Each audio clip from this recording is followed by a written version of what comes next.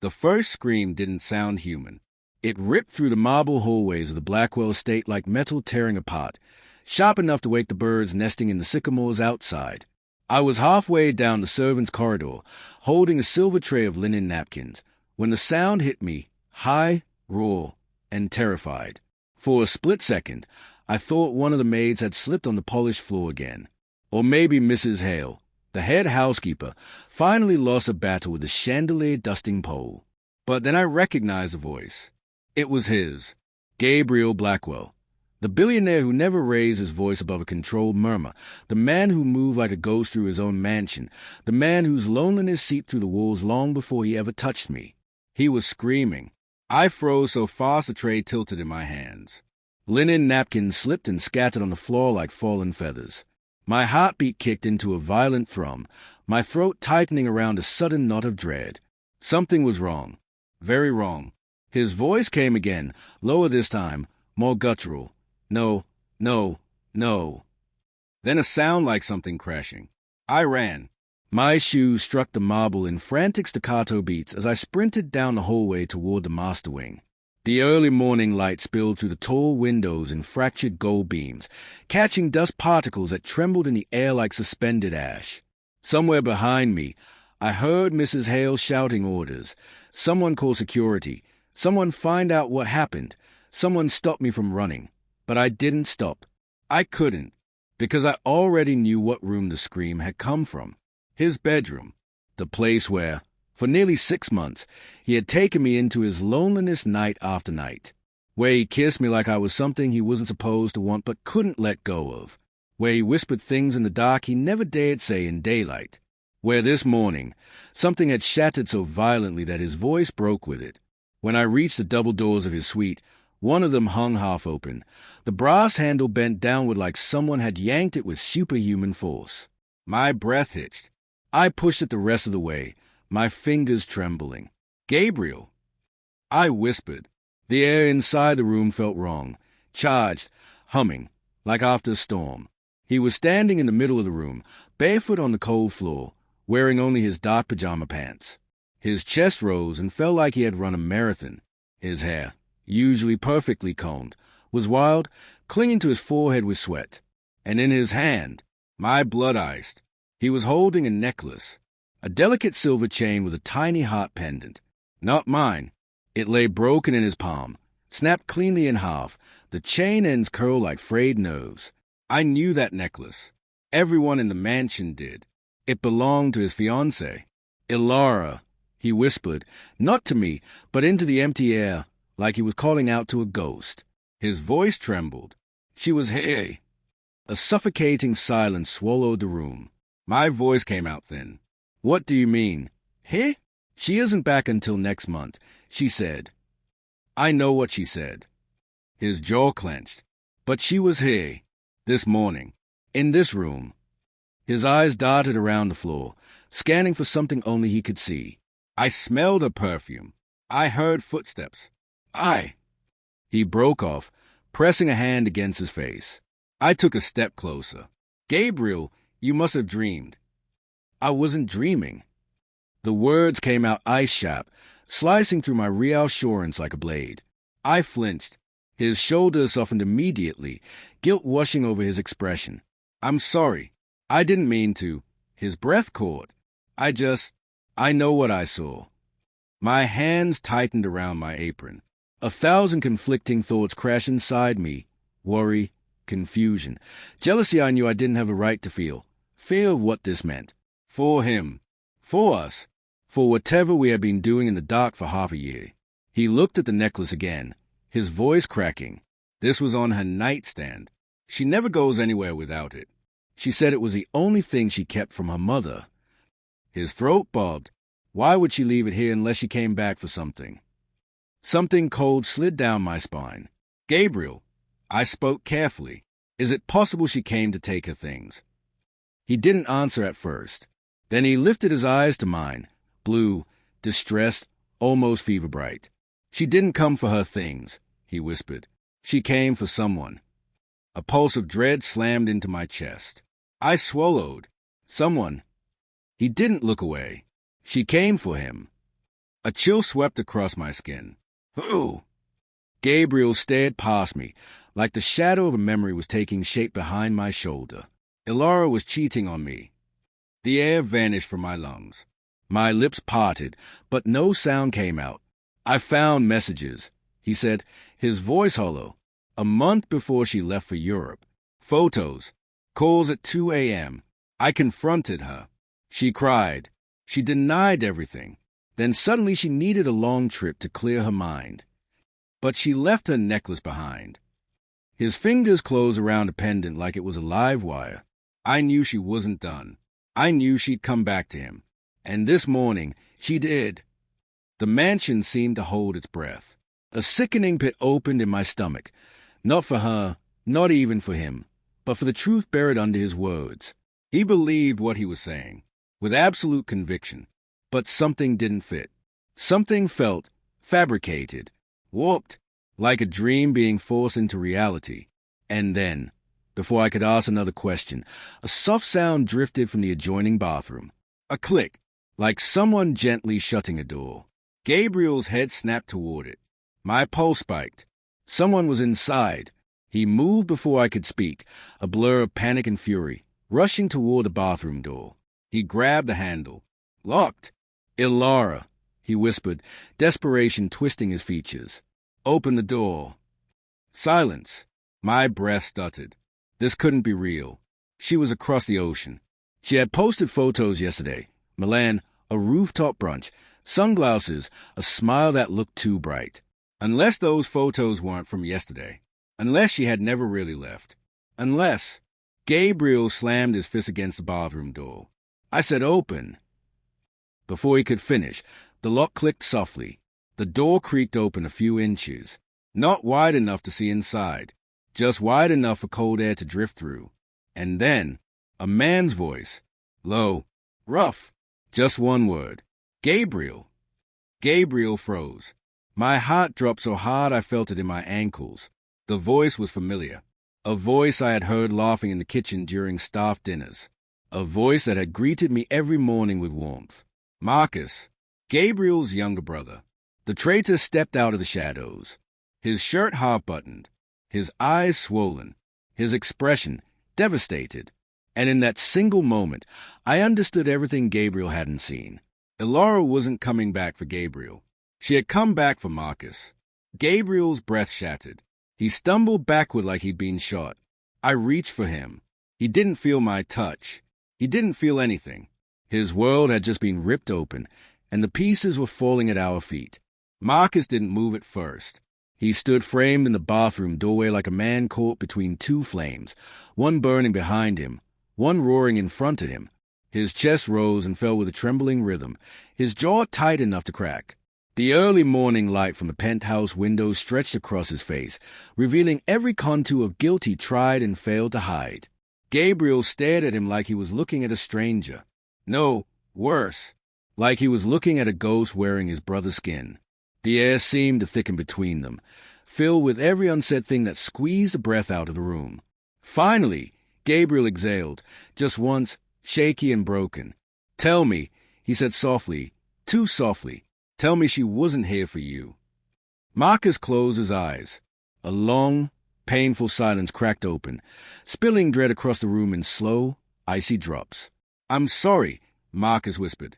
The apology landed like a death sentence. Gabriel didn't explode. He didn't shout. He didn't even blink. Instead, his entire body went still. So still it frightened me. Sorry, Gabriel repeated, the word unsteady at the edges, like he wasn't sure how to pronounce it. You're sorry. Marcus swallowed hard. Gabe, listen. No. The quietness of Gabriel's voice was far deadlier than a scream. You don't get to call me that. Marcus flinched. I stepped forward cautiously, my hands shaking around my apron. Gabriel, maybe we should sit down. Don't. The word cut me clean. Not angry. Shattered. I retreated a step, my chest tightening. Marcus took a slow, careful breath and stepped out of the bathroom, closing the door behind him like sealing off a crime scene. His hair was damp, his shirt wrinkled, his knuckles bruised from God knew what. He wasn't the golden boy of the Blackwell family right now. He wasn't the charming one, the soft-spoken one, the one everyone adored. He was a betrayer, and he looked like he knew it. She came at sunrise, Marcus said softly. I told her not to come back here. I told her to stay away. Gabriel laughed, a hollow, broken sound. Oh, you told her. You told my fiancée to stay away. How noble. Marcus's face twisted. Gabe, you slept with her. It wasn't a question. Marcus didn't deny it. Gabriel's hands curled at his sides. His breathing turned jagged, like he was drowning in the air he'd breathed his whole life. When? He demanded. When did it start? Marcus swallowed. Months ago. The room tilted. Not just for Gabriel. I felt it too, like the world had slipped sideways. Months. Long before Laura left. Long before Gabriel started seeking comfort in me. Long before any of us knew the truth we were sleepwalking toward. Gabriel backed up until his shoulder hit the edge of the bookshelf. A hard knock of impact. He didn't seem to notice the pain. You were supposed to be my brother. My only family. I didn't mean for it to happen. But it happened. Gabriel snapped, the first crack of fire in his voice. You could have stopped it. Marcus looked away. So could she. Gabriel laughed bitterly. So this was her fault. Not just hers. The sentence dropped between them like a stone. Gabriel's expression twisted, a mix of disbelief and agony. My own fingers curled around my skirt so tightly my nails dug into my palms. I wanted to speak, to say something, anything to ease the pain consuming him. But this wasn't my place.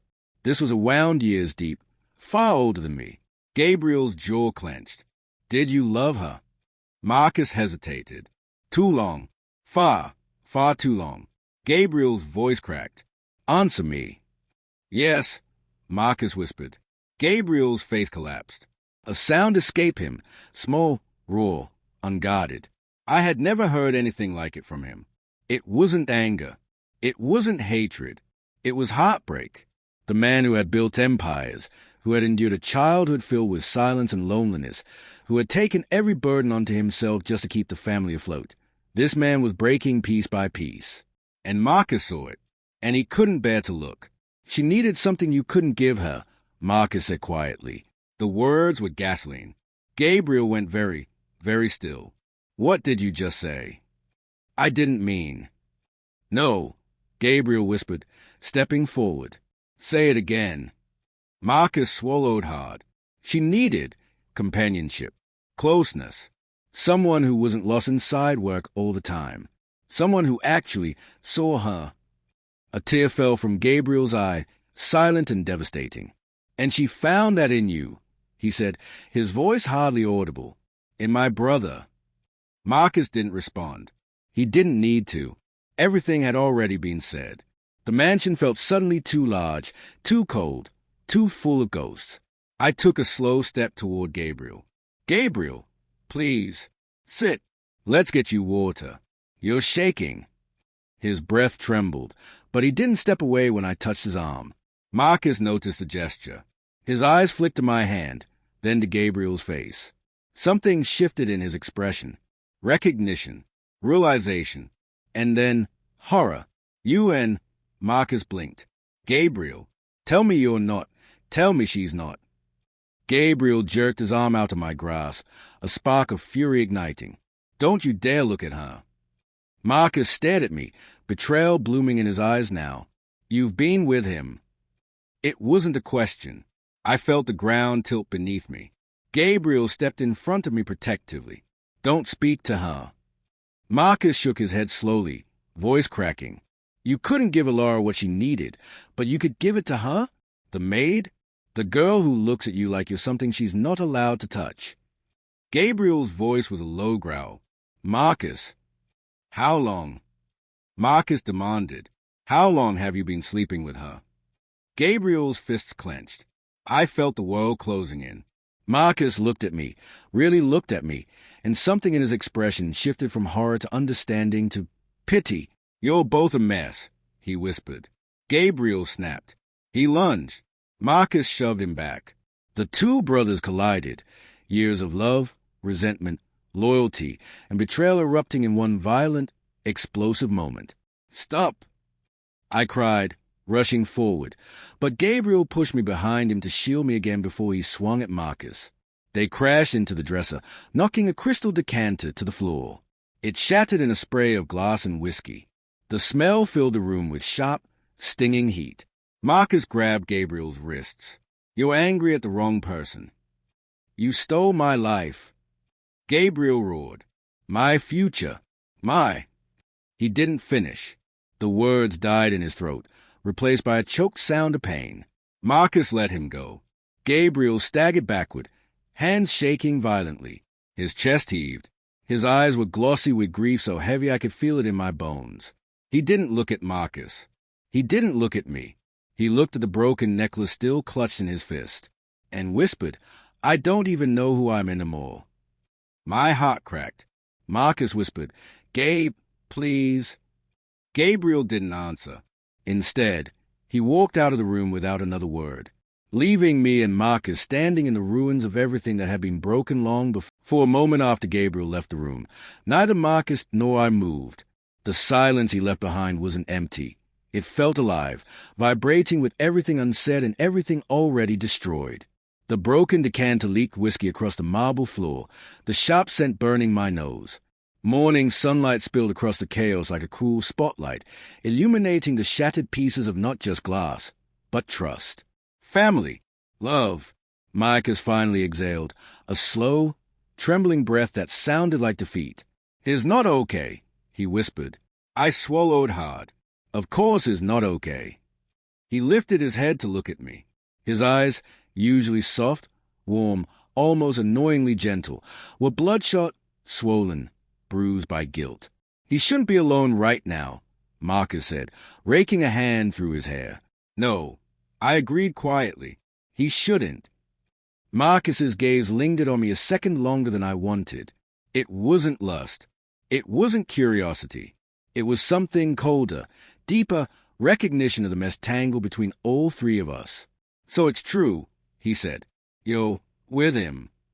My chest tightened, not with shame, with something harder. "It wasn't supposed to happen," I said softly. "But it did. And whatever it is, it's not what you think." Marcus let out a bitter laugh. "Does he love you?" The question threw me like a slap. "I don't know," I whispered. "He never said. We never defined anything." Marcus stared. "And you agreed to that?" A prick of heat crawled up my neck. I didn't agree to anything. We just fell into each other. It wasn't planned. "It never is," he muttered. I turned away from him, my eyes drifting to the necklace pieces on the carpet, small shard of a life that had imploded in the span of one morning. "Marcus," I said quietly, "why didn't you tell him sooner?" He sucked in a shaking breath. "Because I didn't want to hurt him." "You hurt him anyway." "I know." His voice cracked. I faced him fully this time. "He trusted you." "I trusted him," Marcus replied, voice breaking. "I trusted him to hold on to her, to fight for her, to see her." My brows pulled together. "What does that mean?" Marcus opened his mouth to speak, but his eyes glossed over, not in anger, but in sorrow so deep it frightened me. "You wouldn't understand." "Then help me understand." He stared at the window for a long moment, like the dawn light could give him strength. "Elora and I didn't mean to," he began, forcing the words out, "but I fell for her. Not because she was Gabe's fiancée, because she was her. Broken, lost, angry, lonely. Hell, she was everything he pretended not to be." "She didn't look lonely," I muttered under my breath. "Oh, she was." Marcus gave a humorless laugh. "She cried in my arms more times than I can count." I stiffened. "Why?" Marcus's jaw tightened. "Because Gabe didn't love her." My stomach dropped. "That's not true." "I lived with him," Marcus said. "I saw it. The dinners where he was too busy answering emails to look at her. The parties where she stood alone because he was wrapped up in some business call. The night she came home from charity events, and he didn't even ask how they went.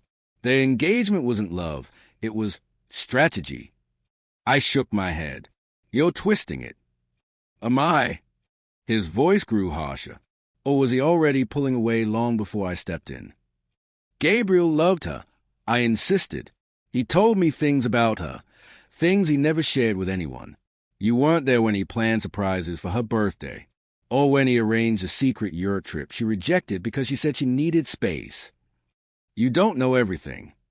Marcus shut his eyes, pain contorting his face. Maybe I don't, but I know what I saw.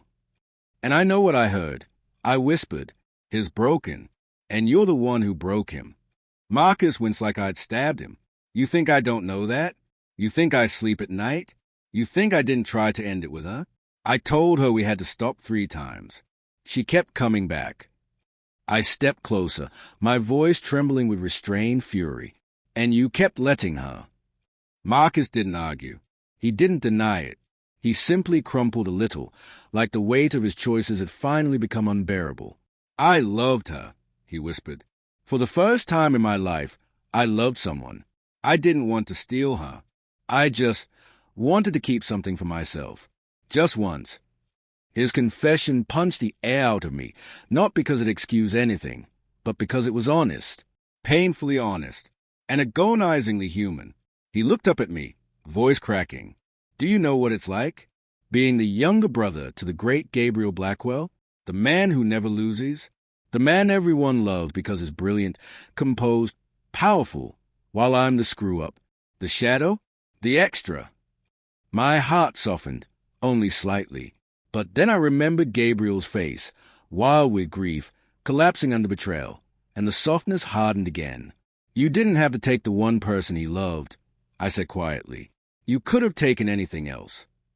Marcus exhaled shakily. I didn't choose her. I just couldn't let go. Silence stretched, painful, heavy. Then I turned toward the door. I need to find him. Marcus nodded, his voice faint. He's probably on the balcony. The east wing. He goes there when he can't breathe.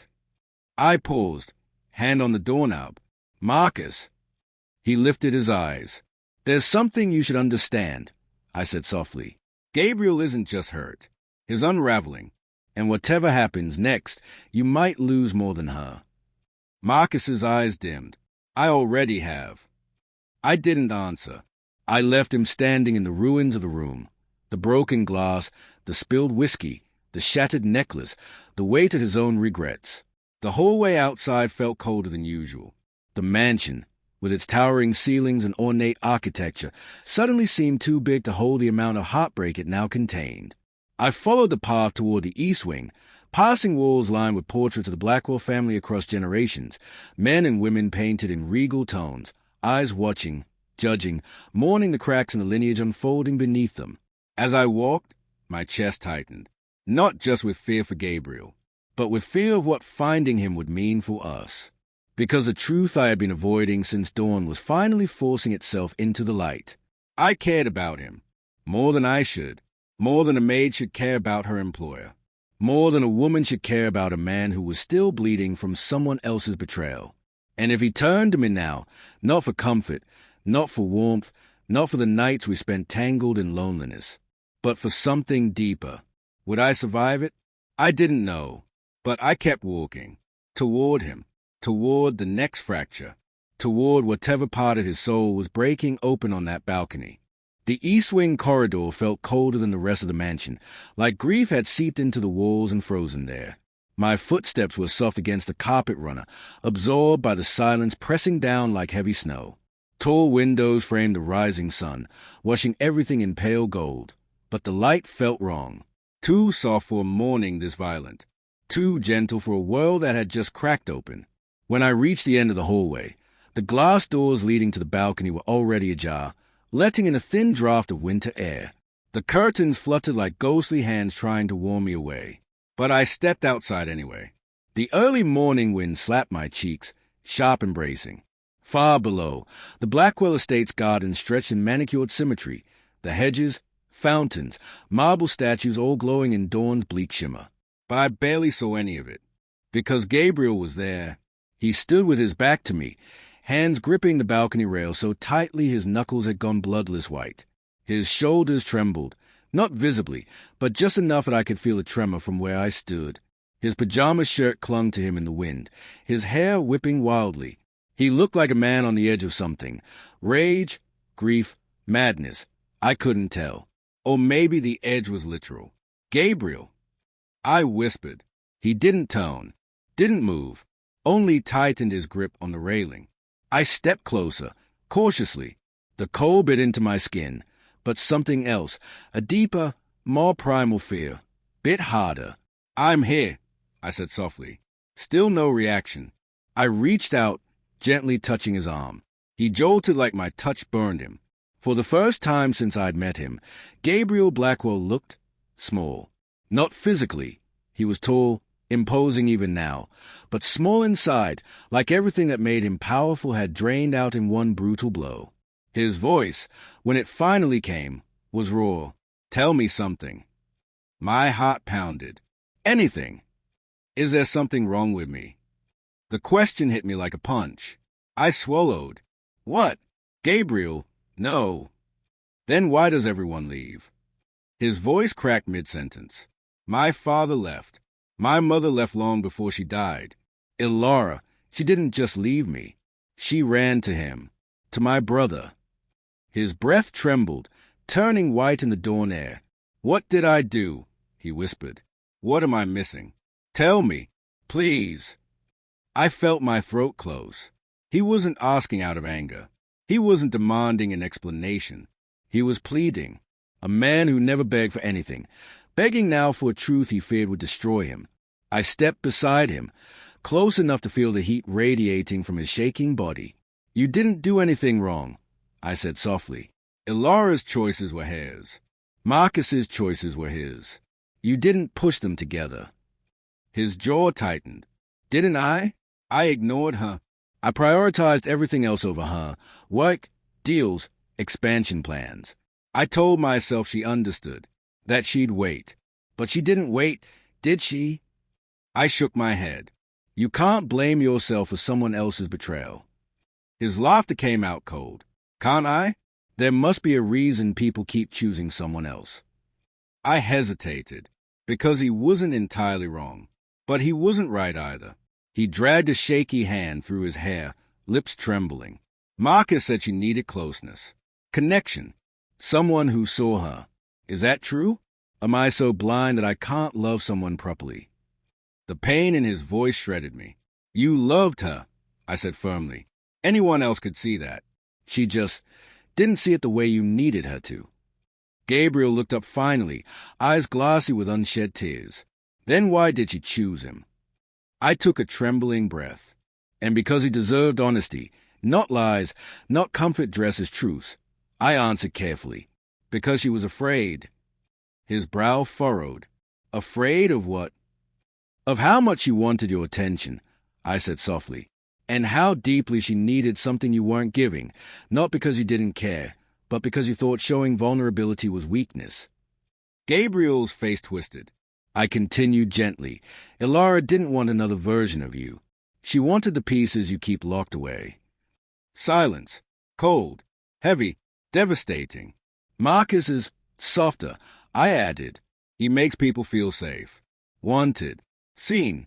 She clung to that because she didn't know how to reach you. Gabriel's throat bobbed. "She could have told me." "She did," I whispered, "more than once." His eyes widened with pain. "You just didn't hear her." His grip on the railing loosened. His head dropped. A single tear slid down his cheek. I stepped closer, placing my hand gently over his. "Gabriel, you're not broken. You're just human. And humans make mistakes." He shook his head. "I made the biggest mistake with the people I love most." I felt that sentence more deeply than I expected. He wasn't talking about Ilara anymore. Slowly, he turned to face me. For a moment, neither of us spoke. The wind rushed between us, carrying the rawness of everything we'd both been avoiding. His eyes searched mine, not desperate, not pleading, but looking for something real, something solid, something that wouldn't betray him. And I realized, with a painful jolt, that he wasn't asking just for comfort. He was asking if I was going to leave him too. Why did you come? He asked suddenly. Why didn't you stay away like the others? My breath caught. Because you needed someone. He stared at me, long searching, consuming. What do you want from me? He asked quietly. The wind stilled. My heart hammered. I opened my mouth, unsure what would come out. I didn't know if I could tell him the truth. Didn't know if I was allowed to want him, emotionally, when my place in his life had been defined by shadows and stolen nights. But I didn't get the chance to speak, because footsteps echoed behind us. Fast, urgent, heavy. Gabriel stiffened. I turned. Marcus. He rushed onto the balcony, eyes wide, face pale, breath ragged. Gabe, wait! Don't do anything stupid. Gabriel's expression froze. Marcus looked from him to the edge of the balcony, then back to him again, misunderstanding the scene entirely. Gabe, please, I'm sorry. I'm so sorry. I didn't mean. Stop. Gabriel's voice was ice. Just stop. Marcus kept going. Don't punish yourself for what I did. I'll fix it. I'll tell her it's over. I'll leave. I'll disappear if I have to. Gabriel's face hardened. One devastating, final shift. You already disappeared, he said quietly. The moment you touched her. Marcus's shoulders collapsed. Gabe. No, Gabriel whispered, stepping away from the railing. No more. His voice wasn't loud, but it was final, cold, resolved. He walked past Marcus without looking at him, and without looking back at me, which somehow hurt worse. Marcus watched him go, chest heaving. Then he turned to me. What did you tell him? He demanded. I met his gaze, my voice low. The truth. Marcus's jaw clenched. And what truth is that? That you didn't just betray him, I said. You broke him. Marcus swallowed, eyes darkening with something I couldn't name, anger, guilt, desperation. He needs you now, Marcus whispered. He'll listen to you. He won't listen to me. I shook my head. He doesn't need me. Yes, Marcus said quietly, painfully.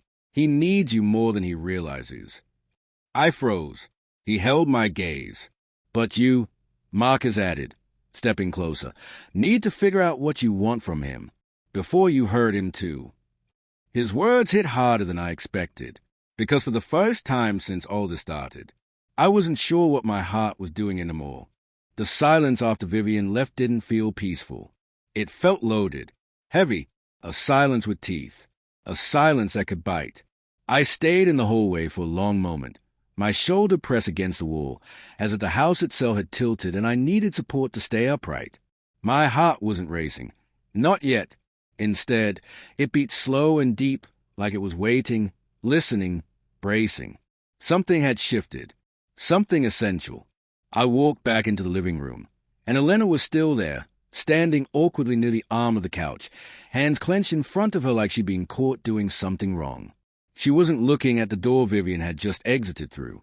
She was looking at me as if studying the damage, as if she already knew there was some.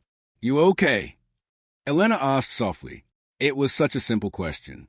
Too simple for everything that was twisting inside me. I'm fine. I lied. You don't look fine. I looked at her. Really looked. Her hair was tied back in a loose braid, but strands had fallen around her face. Her white shirt was dusted from the fabric samples she'd been folding earlier. Her eyes, big, deep, and impossibly sad, held a panic she was trying to swallow. Elena, I said slowly, do you know something I don't? Her throat bobbed as she swallowed. I don't know if it's my place, she whispered. A cold, sharp tension gripped the room. Tell me anyway.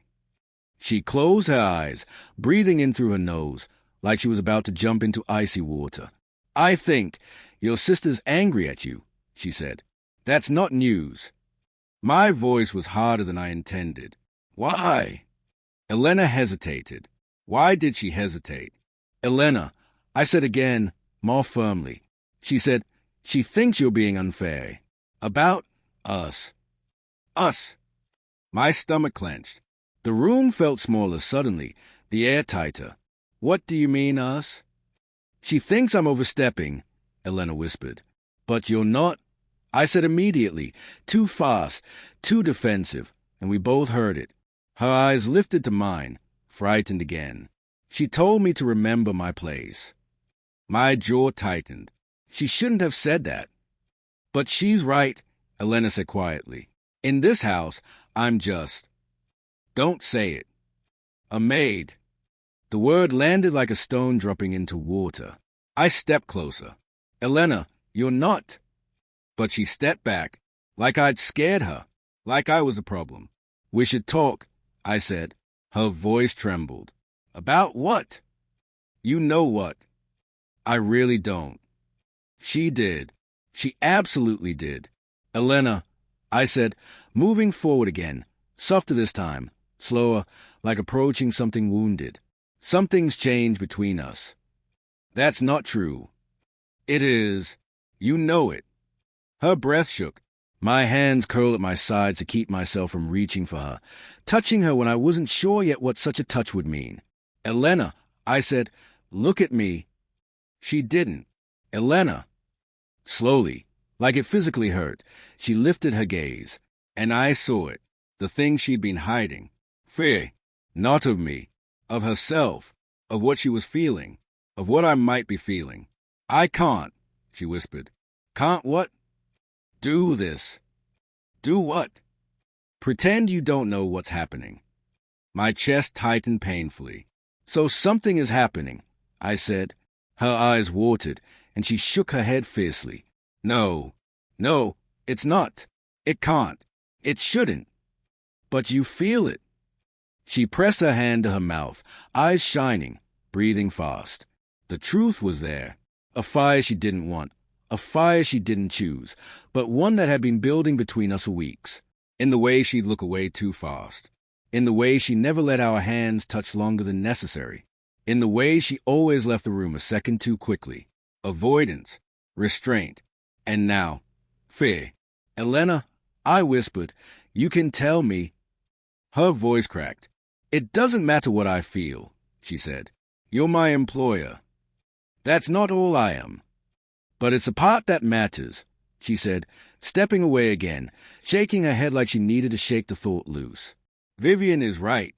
There shouldn't be an us. You're a billionaire. I clean your floors. I exhaled sharply. I don't care about that. You should, she cried. Her voice echoed. For the first time, Elena raised her voice in this house. And something in me broke. Elena, I began. A soft vibration cut me off. A sound from the kitchen counter. My phone. A message. Elena flinched like the sound burned her, and she took another step back.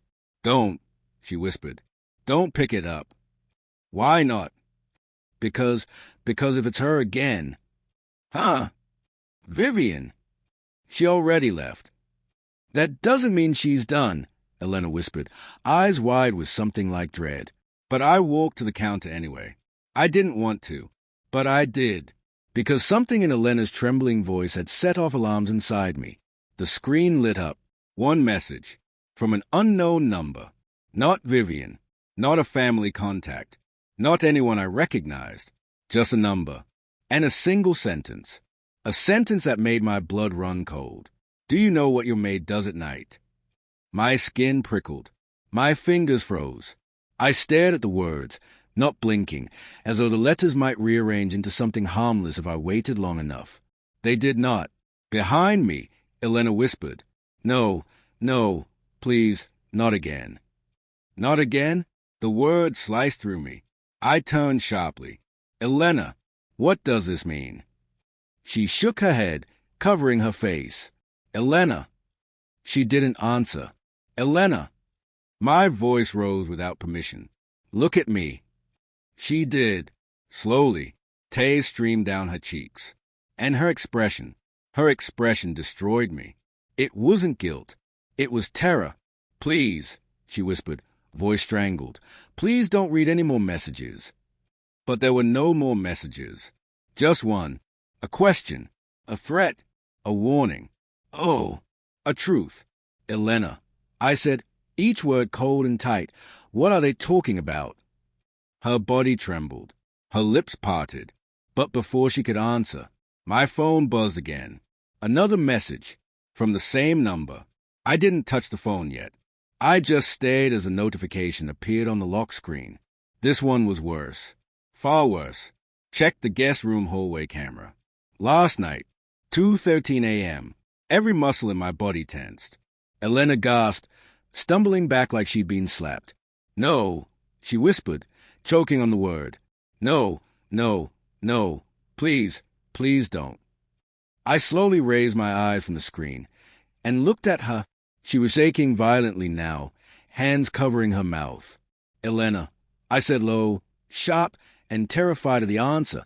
Why would someone tell me to check the cameras? Her knees buckled. She caught the back of the couch to keep herself from collapsing, tears falling faster now. "Because," she whispered through broken breaths, "people always try to ruin me. I told myself this time would be different. I told myself I could start over, that I could be someone new here, someone safe." "Elena, what happened last night?" Her eyes squeezed shut. Her voice shook like glass about to shatter. "Something I've been trying to hide from everyone," she whispered, "even from myself." I stepped closer, the phone still buzzing in my palm as yet another message came through. But I didn't look at it. I looked only at her. "Elena," I said softly but firmly, "tell me the truth." Her eyes opened, filled with devastation, filled with something else, too, a secret I wasn't ready for. She took a shaky breath. "Michael," she whispered, "someone was here last night."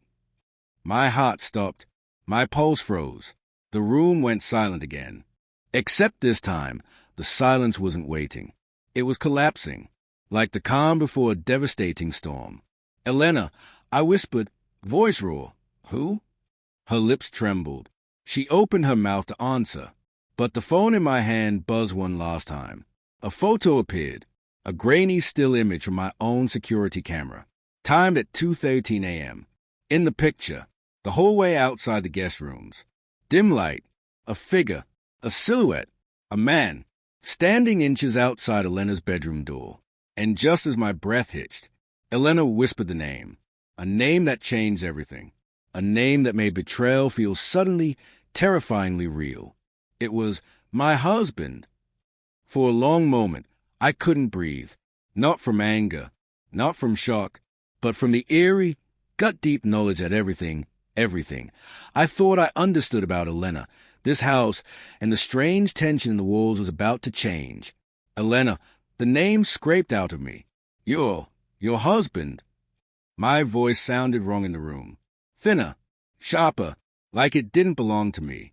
Her legs folded beneath her, and she sank onto the couch as if gravity had doubled itself. She pulled her knees to her chest, burying her face in her arms, trembling so hard the cushion shook. I didn't move.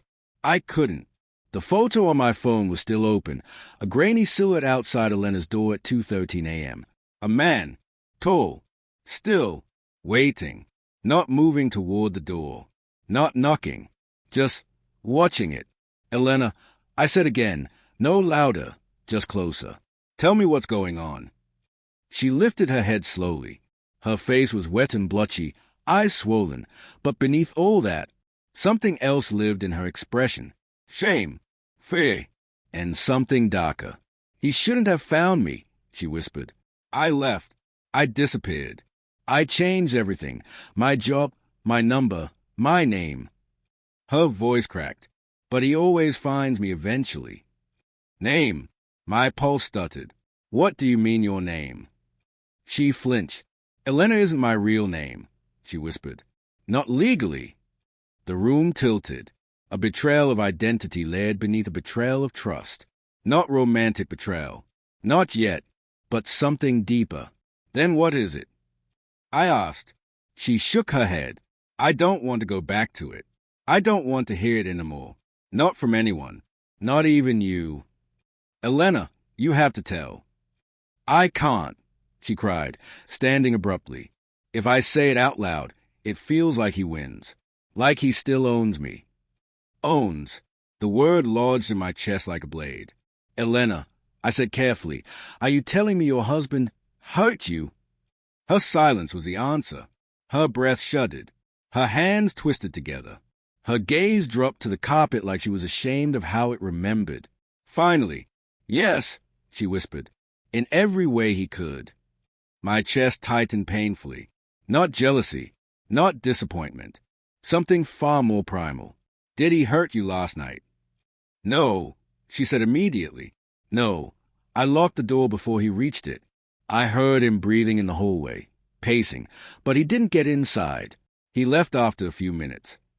Why didn't you tell me? I demanded, but the anger wasn't at her. It was at the idea of someone stalking these halls at night, watching her door, watching her. She squeezed her eyes shut, because, she whispered, people like him always twist the truth. Always. Eventually, when they show up, everyone around me starts believing them. I get fired. I get blamed. I get chased out. It's always the same. My fists clench. What does he want? Me back, she said. He wants control. He wants to punish me for leaving, for having a life without him. Her breath quivered, for breathing without him. I sat beside her, not touching, but close enough that she could lean if she wanted to. She didn't. That killed something inside me. Elena, I said slowly, if it's dangerous, we need to call. No, the word was sharp, instant. No police, she said, shaking her head violently. He knows people. He works with people. People who erase problems. If the police get involved, they'll make this disappear before sunrise. And then he'll come after me harder. He'll come after you.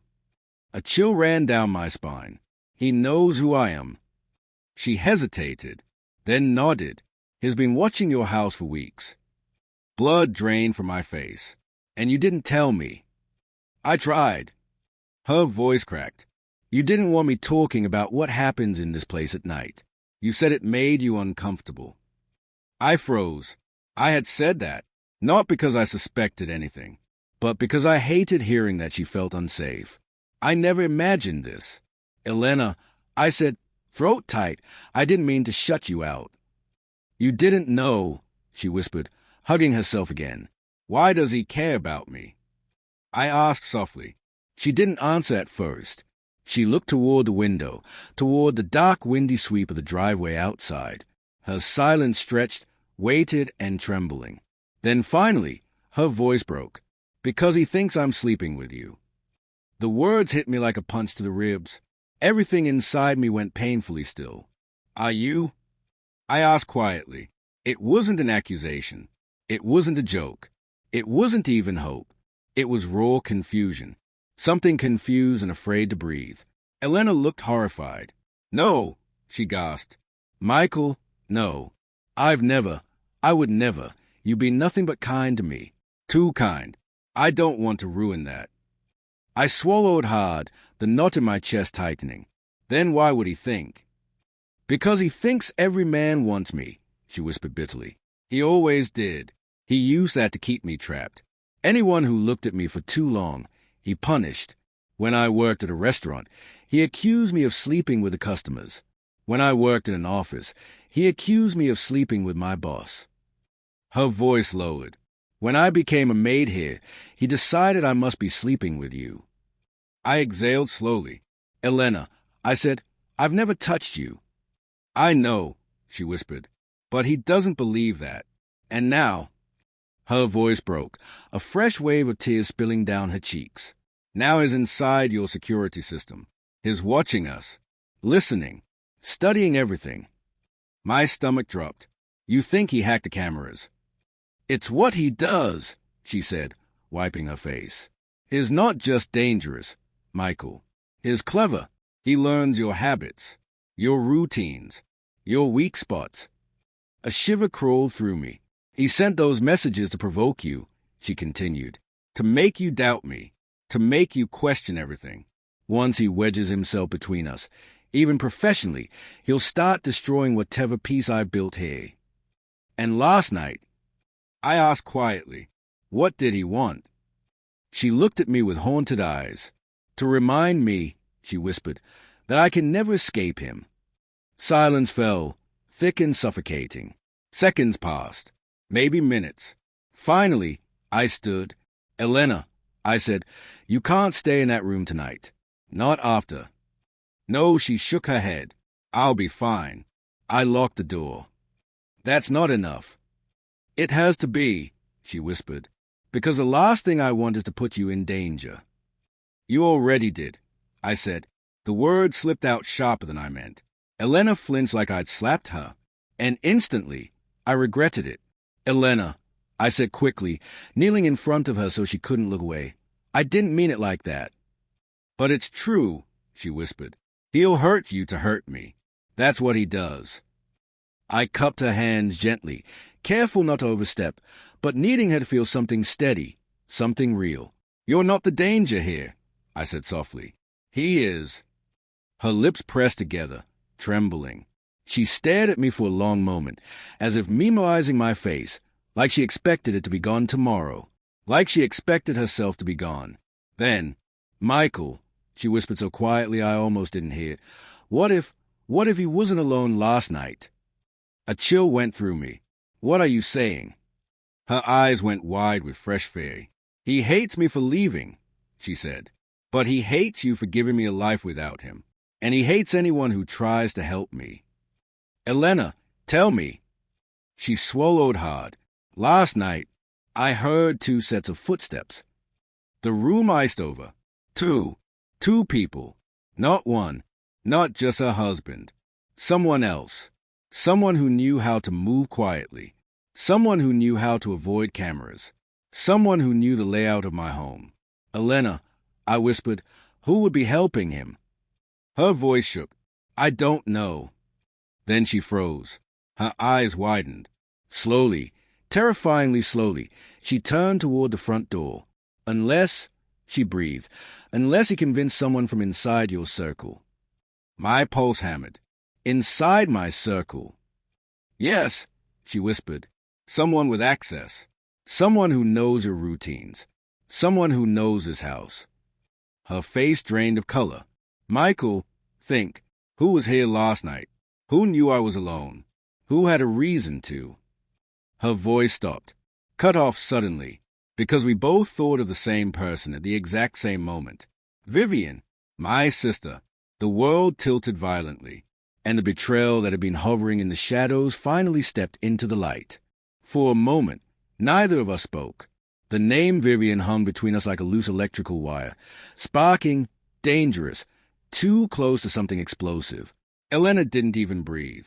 She just stared at me, wide-eyed and pale, as if she'd accidentally spoken a curse into existence. I forced myself to swallow. Why? Why would my sister be involved? Elena wrapped her arms around herself as if cold. "I'm not saying she is. I'm saying last night she was here. She was angry. She said things meant to hurt. And she knows your habits, your house, your staff. She knows me." My stomach turned. "She doesn't like you," I said quietly. "She resents me," Elena corrected softly. "There's a difference." I knew she was right. For months, Vivian had been circling Elena with a strange, territorial energy, half suspicion, half hostility, half something more complicated. She didn't trust Elena. She didn't trust anyone around me. But to help Elena's husband? No, that couldn't be. Vivian could be harsh, yes. Manipulative, yes. Bitter, yes. But dangerous? Complicit? Still, the truth wormed through my chest. Vivian showed up last night. Vivian was furious. Vivian left without saying where she was going. Vivian had a key. "Elena," I said slowly, "why would my sister talk to your husband? Why would she even know him?" Elena hesitated, and fear flickered through her expression again. "Because," she whispered, "he finds people. He charms people. He manipulates them. He can make anyone believe he's a victim." Her breath caught. "And the moment he thinks someone has influence over me..." She closed her eyes. "He uses them." I sat back, stunned. "Elena," I said, "my sister isn't stupid. She wouldn't believe him." "She believes whatever makes her feel powerful," Elena answered quietly. "Whatever makes her feel needed. Your world is complicated, Michael. Wealth attracts desperation, control, jealousy." She swallowed. "And loneliness." A sharp ache stabbed my chest. Are you saying Vivian is lonely? No, Elena whispered. I'm saying she thinks you are. The room fell silent. Elena continued, her voice shaking slightly. Your sister thinks she protects you, that she's the only one who understands you. When she looks at me, she sees a threat to that. She sees someone taking her place, someone replacing her. I closed my eyes, because some of it was true. Vivian was the only family I had left, the only one who'd stood by me through the worst years of my life. But she had always been possessive. And Elena's presence had shifted the house in ways I didn't fully understand yet. When I opened my eyes again, Elena was watching me nervously, as if waiting to see if she'd gone too far. Elena, I said softly, did my sister ever talk to your husband? Did you ever see them together? No, she said immediately. Never. I only saw him last night, through the peephole, from a distance. He didn't speak. He didn't call out. He just stood there. Her voice shivered, and then I heard another set of steps. Softer, but definitely there. Someone else was in that hallway. The air around us felt thin. Could it have been Vivian? I asked. Elena's voice dropped to a whisper. It sounded like someone who knew the house well enough to move quietly. My throat tightened, because that meant it could have been anyone in my inner circle. A friend, an employee, a relative. But one detail clawed at me. Last night, when Vivian confronted me, her voice had been shaking, not with anger, but with something sharper. Fear. Elena, I murmured, leaning forward.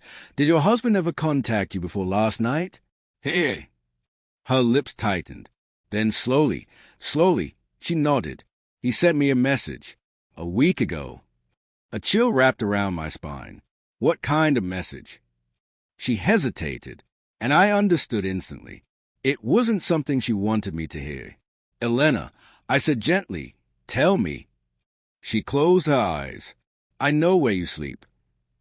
The words punched the breath out of my lungs. And you didn't tell me. I said, trying to keep my voice steady. I was scared, she whispered. I thought if I ignored him, he'd go away. I thought if I stayed quiet, he wouldn't drag you into it. Elena, I'm used to surviving alone, she said, cutting me off, her voice cracking. I didn't want to lose this job. I didn't want you to think I was trouble. I didn't want to be thrown out. Thrown out. The idea made something sharp tear through my chest. Elena, I said firmly, I would never throw you out. She gave a broken, sad little smile. You all say that. Everyone who hires me. Until they don't. Her words were so soft they almost dissolved. But you were different, Michael. You were kind. You were patient. You didn't look at me like I was damaged goods. And I didn't want to give you a reason to stop seeing me like that. A fragile silence spread over the room. Elena, I said finally, voice low, look at me. Her eyes rose, watery and terrified. Whatever is happening, I said, we face it together. Her breath hitched, but before she could respond, my phone buzzed again. Both of us froze. I lifted it slowly. A new message from the same unknown number. But this one wasn't a question, or a taunt, or a warning. It was a video, length 009 seconds, timestamp, last night, 2:13 a.m., recorded from the hallway camera outside the guest rooms. My stomach twisted. Elena, I whispered, we need to watch this. No, Michael, no, please. But I pressed play. The video opened with static. Then the hallway appeared, dim, narrow, gray-blue in the night vision tint. Elena's door, silent, still. At second 3, the silhouette of her husband stepped into frame, just like the photo. Tall, rigid, breathing slow and heavy. At second 4, he raised his hand, hovering over her door handle. Elena's breath beside me caught painfully. At second 6, another figure emerged from the far side of the hallway. A shorter figure, slimmer, moving with sharp, confident steps. My heart slammed. No, not possible. But the image didn't lie. Vivian, my sister, walking right up to Elena's husband, stopping inches from him, and speaking. The camera didn't catch audio, but the way she leaned in, deliberate, confrontational, familiar, made my head spin. At second 8, Elena's husband nodded, like they understood each other, like this was planned, like they were working together. At second 9, the video cut to black. I lowered the phone slowly. The air left my lungs in a harsh, staggered exhale. Elena stared at me, face drained of color, hands shaking violently. "Michael," she whispered, "your sister knows him." My pulse pounded in my ears. Vivian, working with Elena's husband, in my house, outside Elena's door, in the middle of the night. I stood without realizing. Anger, hot and sharp, ignited inside my ribs. "Elena," I said, voice shaking now, "this wasn't your husband stalking you alone." She swallowed hard. This was coordinated, I continued, organized, planned. 2 people, 2 motives. Her voice trembled. Why? Why would she help him? I stared at the dark, reflective glass of the window. The answer rose inside me like poison. Because my sister wasn't trying to protect me last night. She was trying to control me. "Vivian wanted you gone," I whispered, "and she found someone who could make that happen." Elena covered her mouth, tears spilling fast. "Michael, I'm scared." "I know," I whispered, stepping closer. "But listen to me, this ends now." Because Vivian wasn't just jealous. She wasn't just overprotective. She wasn't just angry. She was willing to break Elena to keep me to herself. And that meant the betrayal wasn't romantic. It was familial, deep, twisted, violent, and far from over. The house felt different now. Same walls, same furniture, same soft hum of the heating vents. But everything felt wrong, like the air had shifted, like the house itself was holding its breath.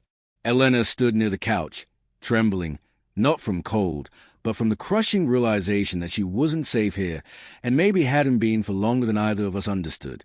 Her eyes kept flicking toward the hallway, as if expecting someone, her husband, my sister, or something worse, to step out of the shadows. "Elena," I said gently, "sit down." She didn't. "I don't want to stay here," she whispered. "Not tonight." I moved closer. "I won't let anything happen to you." Her eyes filled again. That's what everyone says before something does. The words hit me like a blade to the ribs. "Elena." No, she wiped her cheek with the back of her hand. "You don't understand what he's capable of. And your sister, if she's working with him. Michael, we're not dealing with jealousy anymore. We're dealing with obsession." She was right. Everything felt sharper now. More dangerous. More personal. "Elena," I said quietly, "he's not coming back tonight." "How do you know?" she whispered, voice trembling. "Because the last 3 times he found me, he always came back. Always. The first night is just a warning. The second is a message. The third is destruction." I felt my jaw tighten. "Elena, you never told me that." "Because nobody listens after the second night," she whispered bitterly. "They think I'm exaggerating, or paranoid, or dramatic." She looked up, eyes raw. "And then he proves me right." A sharp chill ran through me. "Elena," I said, "listen, I'm not them. I'm here. I see you. I believe you. But you cannot leave this house right now. Not after what we saw. Not with him out there." She hesitated, and in that tiny hesitation, I softened my voice. "Stay, just until sunrise. After that, I'll take you somewhere safe." Her breath shook. "Somewhere he can't follow." "Yes." "Michael, there's no such place." I stepped even closer. "We'll create one." Her lips parted, as if the words tugged at something deep inside her, something hopeful and terrified at the same time. But before she could answer, a noise echoed through the house. A sudden, sharp clack. Metal. Contact. From the front door. Elena froze. My blood ran cold. We both turned slowly, like something heavy had gripped our spines. Another sound followed. A soft slide. The unmistakable click of a lock being tested. Someone was outside. Right now. Elena, I whispered, get behind me. No. Elena, now. She moved, barely breathing, silent as a shadow. I stepped forward slowly, heart pounding so hard I felt it in my throat. The doorknob turned. Once, twice, slowly, like someone was testing how much pressure it could take. Then, a soft voice filtered through the wood, a voice that made every muscle in my body seize. Michael. Vivian. My sister. Elena, I whispered without looking back. Don't move. Vivian knocked again, an eerie, gentle tap instead of the usual impatient pound. Michael, open the door. We need to talk. Every instinct screamed not to. Elena, I murmured, go down the hallway, into my study. Lock the door. She shook her head violently. What if it's not her? It's her. But what if she's not alone? I looked at the door again. Vivian's silhouette was faintly visible through the frosted glass panel beside the frame. But silhouettes lie. Cameras lie. Loyalty lies. I stepped closer to Elena. If someone else is with her, I whispered, I won't let them in. And if they force their way in. Her voice was so small. I touched her elbow, barely, gently. They'll have to go through me. A tear fell down her cheek. She moved, not toward the study, toward me, not touching, just standing close enough that I could feel her fear vibrating through her. Michael, she whispered, please, don't open the door. But Vivian knocked again, sharper this time. Michael, I know you're inside. Please, I saw something tonight. Something you need to know. I felt a tremor go through me. What did she see? Elena, I said softly, go now. She didn't want to, but she did. She slipped down the hallway, quick and quiet, disappearing into the deepest shadows of the house. When she was gone, I approached the door. Every step felt like walking toward a trap. I didn't open it. Instead, I spoke through it. Vivian, why are you here? A beat of silence. Then, her voice came back cracked. Weak. Michael, let me in. Please. I froze. Vivian didn't plead. Vivian didn't tremble. Vivian didn't sound breakable. Something was wrong. I put my hand on the handle and paused. Vivian, I said, who were you with tonight? She sucked in a breath. Michael. Her voice trembled. I made a mistake. The floor seemed to shift beneath me. What mistake? I thought I was helping you. I thought I was protecting you. Her words came out in shaken bursts. But I didn't know who he really was. My pulse thundered. Elena's husband, I whispered. She choked on a sob. Yes. My jaw locked. What did you do, Vivian? A long silence. Then I heard her breathing. Unsteady. Panicked. He told me Elena was dangerous, she said. He told me she was manipulating you. That she was lying about her past. That she was using you. That she was... Vivian! My voice was ice. What did you do? Her reply came out shattered. I let him inside. Everything inside me went still. Cold. Hollow. Staring at the door. You what? Her voice broke. He said he wanted proof. Proof she was untrustworthy. Proof she was cheating. Proof she wasn't who she said she was. I didn't know. Michael. I didn't know. A sharp sound cut her off. A gasp. A scuffle. Something hit the other side of the door. A body. Vivian's. I grabbed the handle instantly. Vivian! Her voice came through, strangled, desperate. Michael, don't open the... Silence. So sudden it made my ears ring. Then, a new voice. Deep, smooth, familiar from the video. Good evening, Michael. The world slowed. My spine iced.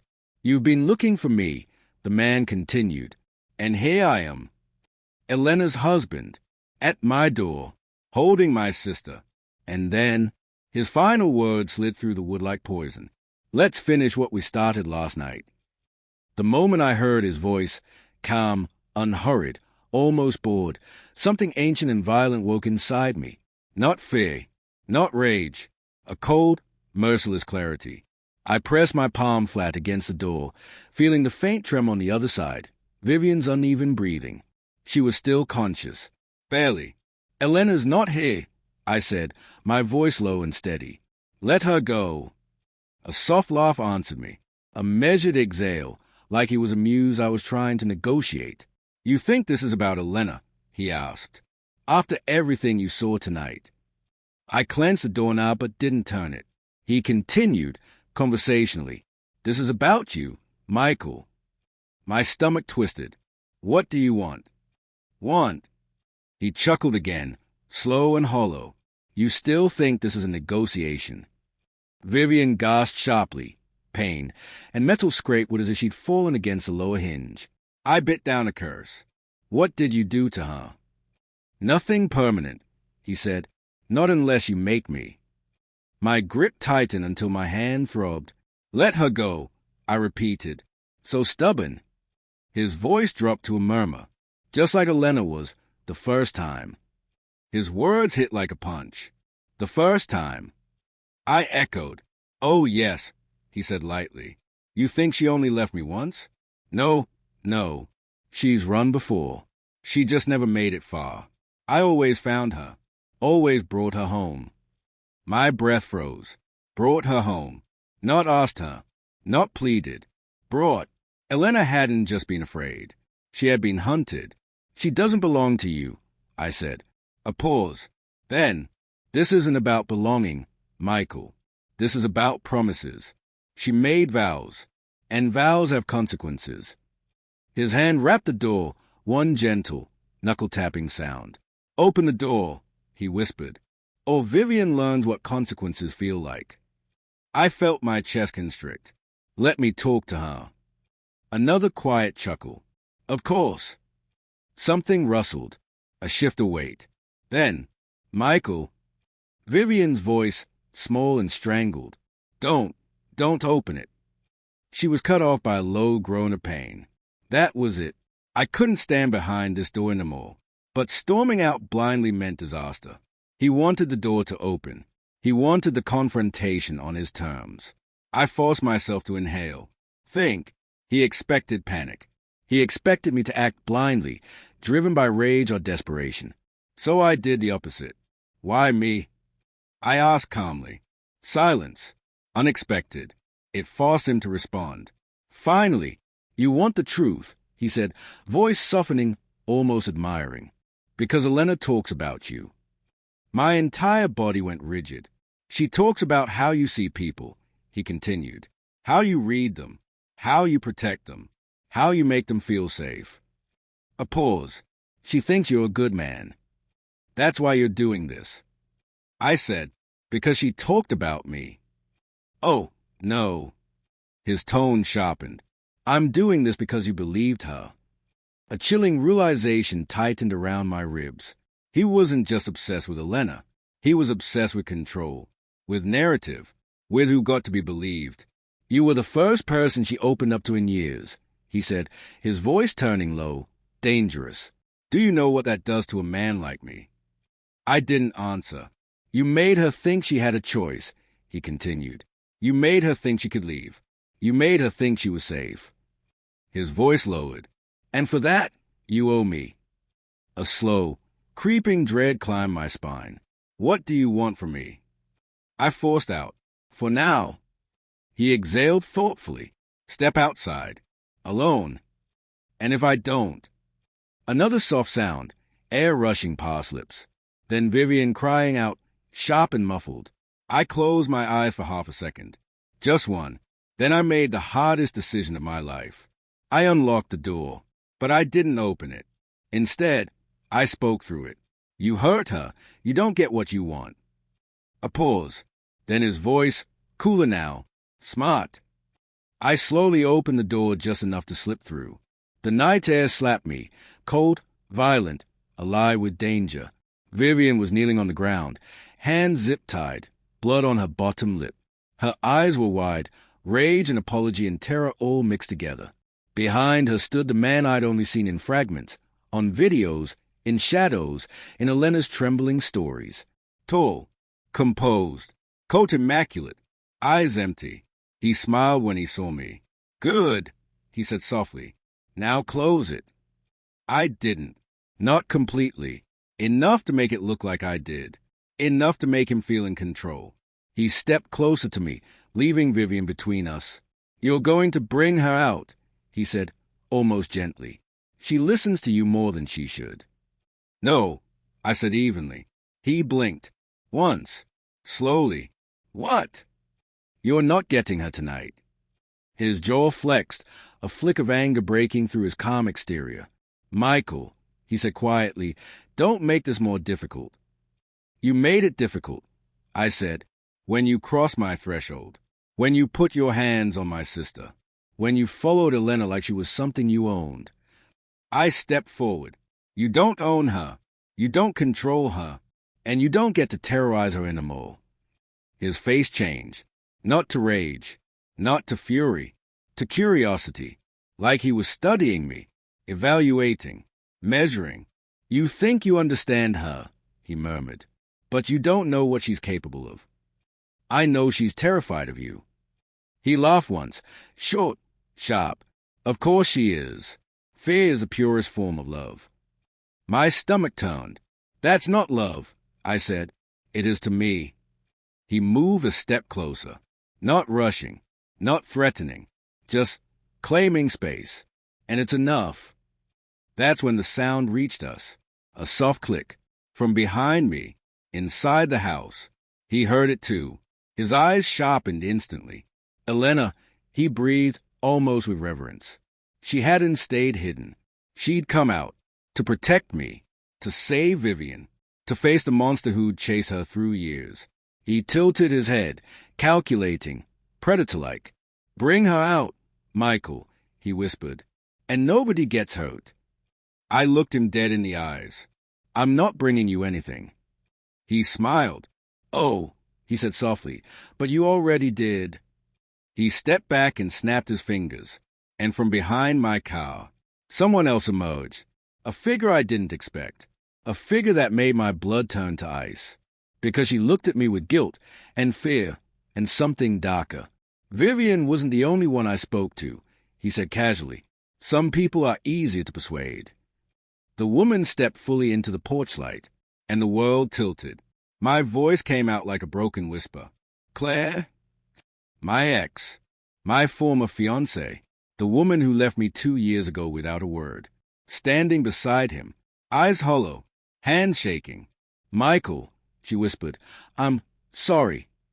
Elena's husband smiled, satisfied. "I told you," he murmured. "You never really knew any of them." I staggered back a step, not from fear, from betrayal. A betrayal years in the making, threaded through people I loved, people I trusted, people who walked into my life and out again without explanation. And now, I finally understood why. This wasn't random. This wasn't coincidence. This was orchestrated, planned, controlled, manipulated. All of it. Him. Behind everything. And then he stepped closer, voice dropping into a deadly whisper. "You think tonight is the climax of your story." He leaned in. It's not even the beginning. The world tilted. Claire standing beside him. Vivian kneeling on the ground. Elena trembling behind the half-closed door. And the man, the husband, smiling like this was all a play he had written years ago. But something was wrong. Something in the way he watched the door behind me. Something in the way his eyes never left the shadows where Elena hid. He wasn't looking at me. He was waiting. For her. "Elena," he called softly. "Come out." I stood between them. "No," I said. "You're done here." He didn't even glance at me. "You think you're protecting her," he murmured. "But she's the reason we're all here." "Elena didn't do anything," I snapped. A soft laugh escaped him. "You really don't know her." I turned just slightly toward the doorway. "Elena, don't come out." But she did, slowly, silently, and when she stepped into the porch light, both Vivian and Claire flinched, like something unseen pulsed through the air. Elena lifted her chin just a fraction. It was small, barely noticeable. But the husband noticed it instantly, and whatever power he thought he had, it broke. His smile faded. Elena. His voice trembled. Don't do this. Her eyes never left him. Do what? She whispered. Tell him. Something icy slid down my spine. Tell me what? I asked. Elena swallowed. Her fingers twisted together. For the first time since I'd met her, she looked like someone stripped bare. Michael. Her voice cracked. There's something you don't know about me. The husband let out a shaking breath. But it wasn't victory. It was fear. Elena, he said sharply. Stop. Right now. She didn't. She stepped closer to me, close enough for her voice to drop into a trembling whisper. My name isn't Elena. The words hit me like a cold wave. That's not possible, I said quietly. It's who you've been for years. It's who I was told to be, she whispered. Who I had to be. I stared at her, stunned. The husband took a step forward. Elena. She cut him off without looking at him. My real name is Mara. The night air thickened. Even the wind seemed to pause. Mara, the husband said through clenched teeth, don't do this. But she kept going. I wasn't running from him because he was abusing me. Her voice shook. I was running from what we both did. I turned cold. What you both did. She lifted her hands slightly, palms trembling. Mara and I, the husband said quietly, we weren't a normal couple. No, she whispered. We were informants. The ground felt like it shifted under me. For who? I whispered. She stared at the concrete like it could swallow her. For an organization, she murmured. A private one.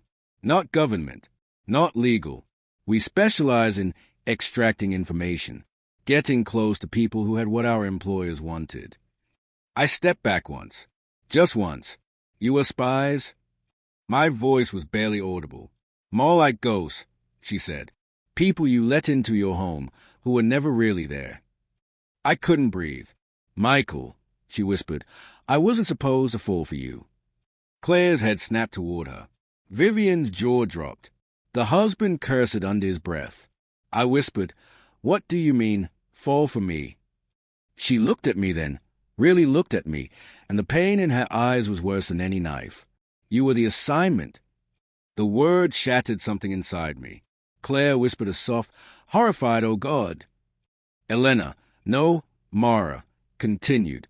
I was meant to observe you, your routines, your contacts, your sister, your finances, your vulnerabilities. My job was to get close, gain trust. Her voice cracked, and then disappear. I staggered back another step. Mara, I said, my voice ragged. Stop. I can't. Her tears finally broke, because you deserve to know the truth before he twists it. The husband stepped forward sharply. You're going to get us all killed. No, she said. You already did that. Her eyes locked onto mine again. I quit the organization 3 years ago, she whispered. The moment I realized I couldn't go through with it. The moment I realized I cared about you. I felt like I'd been punched. Cared? I echoed. You lied to me from the first day we met. Yes. Her lips trembled. And every day after. And I hated myself for it. Then why come back? I demanded. Why take the job at my house again? Why keep lying? Because I didn't come back to spy on you, she said through tears. I came back to warn you. The husband's eyes darkened. Mara, stop. She didn't. They want something from you, Michael, she said. Something only you have. Something you don't even realize you possess. What? I asked. She hesitated. The husband stepped forward. But so did I. What do they want? Mara whispered. A file. My pulse hammered. A file. A financial archive your father built in the 90s, she said. Hidden offshore. Some kind of encrypted asset record. Every major client he protected. Every illicit deal he uncovered. She swallowed hard. The organization believed that file could expose them. I shook my head. My father was an accountant, a quiet one. He didn't. He wasn't quiet, Mara whispered. He was brilliant and dangerous. He did things even the organization couldn't find. I tried to breathe, tried to ground myself. Failed. The night my father died, she continued, it wasn't a car accident. Vivian gasped. I froze. They made it look like one, Mara whispered, because he wouldn't give them what they wanted. I felt my knees weaken. You knew. I whispered. I found out after I left, she said. And when I learned they were coming after you next, I did the only thing I could. She stepped closer. I used the maid job to get back inside your life. Close enough to protect you. I shook my head violently. Protect me? You seduce me. Her voice was barely a breath. Yes, because if they thought I cared, they'd trust me again. They'd assume I was doing my job. A tear fell, and because I was weak, because some part of me still wanted you. The husband snarled, Mara, you're going to get him killed. She turned on him, eyes blazing. You already tried that. He flinched. Mara's voice cracked as she continued. He told the organization I betrayed them, that I ran with classified intel, that I was dangerous. So they hunted me, and when they realized I was staying close to you, the truth landed like a bullet. They decided to use you as leverage. Claire stiffened. Vivian's eyes widened with horror, and the husband, the man who seemed so in control, finally broke. Mara, he said, sounding less like a monster and more like someone drowning, please stop talking. Why? She asked softly. So he dies without ever knowing why. He grabbed her arm, but she jerked away so violently he stumbled back. Everything froze. The air, the tension, the lies, the ruined pieces of truth scattered at our feet. Mara, I whispered, everything between us, it was fake. No, she said fiercely, grabbing my hands with trembling fingers. It started fake, but it didn't stay that way. Then why not tell me? I asked, because I didn't know who to trust. Her voice cracked, and I didn't know how much time we had left. The husband stepped forward again. That's enough, he said, his voice sharp. You've said too much. Mara turned to him slowly, and for the first time, he looked afraid of her. You think you're the villain, she whispered. You think you're the one pulling strings. He swallowed. But you were a pawn too, she said. The real mastermind isn't here. My blood ran cold. What do you mean, isn't here? She looked into my eyes. The person leading the operation, the one who ordered your father's death, who sent him, she nodded at the husband, who sent me, who manipulated Claire, who blackmailed Vivian. My breath caught in my throat. Was someone we all trusted. I whispered, Who? Her voice broke. Your mother. The world stopped. Everything went silent. My vision tunneled. My mother. I choked. She died 15 years ago. Mara shook her head. No, she whispered. She disappeared. They told you she died, but she didn't. She became them. I staggered back, dizzy. She's the one who trained us, Mara continued, tears streaming. She's the one who ordered your father's execution. She's the one who assigned me to you. I shook my head, shaking, furious. No, that's not possible. Mara grabbed my face in her hands, desperate, frantic. Michael, I never lied about the way I felt for you, but I lied about everything else, because the truth would break you, and I couldn't be the one to do that. I pulled away. She reached for me again, sobbing, and then a phone rang, loud, sharp, echoing across the porch. The husband froze. Mara froze. Claire whispered something incoherent. Vivian stared like she was seeing a ghost. And when Mara slowly took the phone from her pocket, her hands were shaking violently. She answered, Hello? A voice came through the speaker. Soft, cold, female. A voice I recognized from childhood memories of bedtime stories and morning breakfasts. A voice that shouldn't exist. "Hello, Michael," the voice said. "It's been a long time." My knees buckled. "Mom." Mara broke down, sobbing silently. The voice continued. "I'm sorry you had to learn the truth this way. But now that you know, I need you to come home." I stared into the darkness of the front yard, and I felt it. A presence. Someone watching. Someone waiting.